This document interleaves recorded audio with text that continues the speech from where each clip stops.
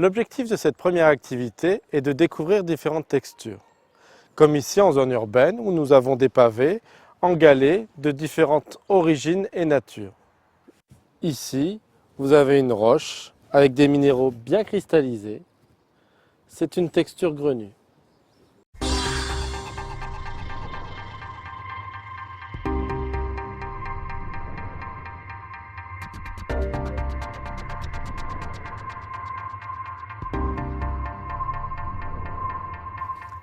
Alors quand on regarde une roche, la première chose qu'on fait généralement, c'est de voir de quoi elle est composée. Qu'est-ce qui la différencie d'une autre? Si on regarde cette roche-là, on va voir deux choses importantes. On va voir des ensembles qui sont blancs, qui ont des formes géométriques à peu près régulières, un fond de couleur un peu bleutée. Et puis si on regarde bien, on pourra même voir des petits éléments qui sont noirs. Donc on va avoir à expliquer ce que sont ces éléments, comment ils sont formés.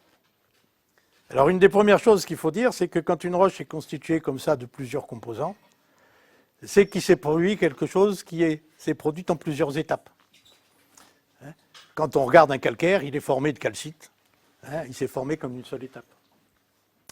Par contre, quand je vois plusieurs éléments, il faut voir où c'est des débris qui ont été accumulés d'une façon ou d'une autre, ou quand ça a des formes comme ça, ce sont des cristaux, et à ce moment-là, ça veut dire qu'ils sont formés dans les conditions où on peut faire cristalliser cet élément. C'est la caractéristique des roches qu'on appelle cristallines, parce qu'elles ont des cristaux. Or ici, j'ai des cristaux blancs, peut-être des cristaux noirs, on voit mal leur forme, je ne sais pas si c'est vraiment des cristaux, et puis qui sont dans une pâte. Alors comment je peux faire pour faire flotter des cristaux dans une pâte? Je prends un caillou, si je prends un grain de sable, il ne flotte pas tout seul dans l'eau. Donc il faut que la pâte qui soit autour soit quelque chose qui soit relativement visqueux, pour pouvoir garder en suspension quelque chose. Et bien ça, c'est caractéristique des roches magmatiques, c'est-à-dire qui ont été formées quelque chose qui a été fondu, qui se refroidit.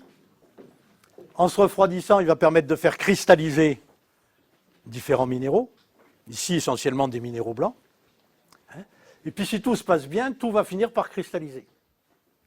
Ici, visiblement, sauf à regarder avec un microscope ou des choses compliquées, on ne voit pas de petits cristaux autour des grands cristaux, donc on peut imaginer peut-être que c'est une pâte. Une pâte, c'est le reliquat du magma dans lequel on flotte quelques cristaux qui commencent à se former.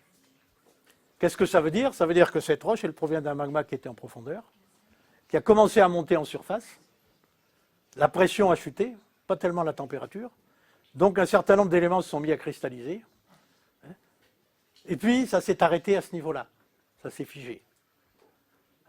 C'est ce qu'on appellera une roche de semi-profondeur, c'est-à-dire que si elle était arrivée jusqu'en surface, ça serait monté très vite, on n'aurait qu'une patte.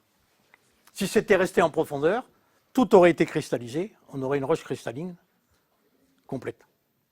Et là, on a une roche qui est intermédiaire entre les deux, donc qui s'est probablement arrêtée avant d'arriver à la surface. Là. Donc l'important, quand on regarde une roche comme ça, pour reconstituer son histoire, c'est d'abord de savoir la décrire, de chercher quels sont les éléments qui vont la différencier d'une autre. Si je prends une autre roche, qui est toute blanche, elle n'aura pas du tout les mêmes caractéristiques. Ce n'est pas la couleur qui comptera, c'est le fait qu'elle n'ait qu'un seul minéral qui la constitue. Tandis qu'ici, j'ai plusieurs minéraux.